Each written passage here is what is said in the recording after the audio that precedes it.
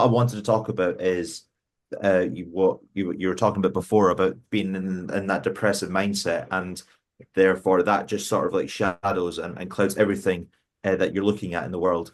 And the reason why I think and there's maybe it'd be a good way to like plug this new thing that I'm writing about, because actually I touch on this topic, and it's about actually seeing the world in a framework and basically seeing the positives in life. And that's where prayer comes in, and that's where meditation comes in, because what praying and I guess meditating does is it primes you to see the positives in life. So when you wake up in the morning and you say, look, dear God, I want to have a good day today. I want to see the opportunities, and I want to take full advantage of them with every sort of like inch of my body.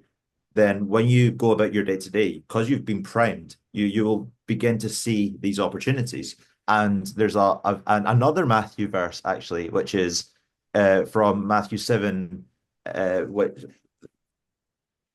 7 to 8, which says, chapter 7, verse 7 to 8, he says, "Ask and it shall be given to you, seek and ye shall find it, knock and it shall be opened unto you.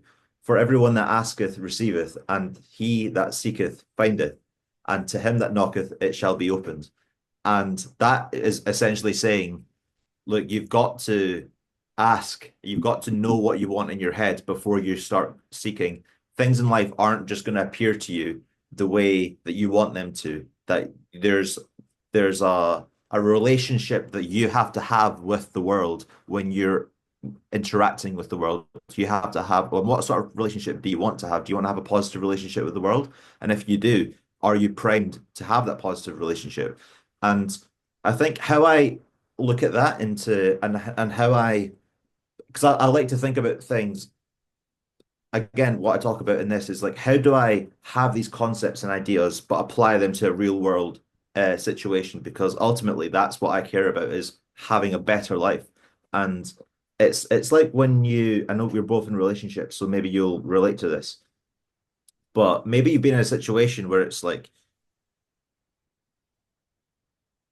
your girlfriend's done something that has kind of like bugged you, and it's annoying you, and maybe she's done it just then, and you approach her about it, and it was like, why did you do that thing?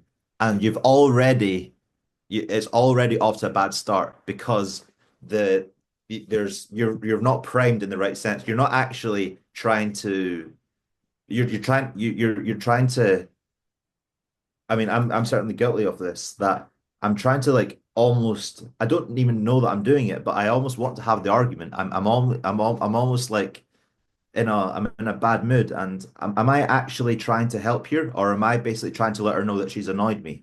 And it's and whenever I have a certain mindset, it always goes bad. It always leads to some sort of like confrontation. And I'd got to remember that, like, what am I actually seeking here in this conversation? And if it's just to inform, then why do it now when you're in that bad mood? Why maybe take 10 minutes until you're in a better mood? I'd be like, oh, by the way, that thing that you did was well, this is my thoughts on it. Um, Interested to hear like your response to my thoughts, and you can approach it in a very different way. And I think that's a way that I'm a practical application of basically and yeah, practical application of how you might approach a situation like that.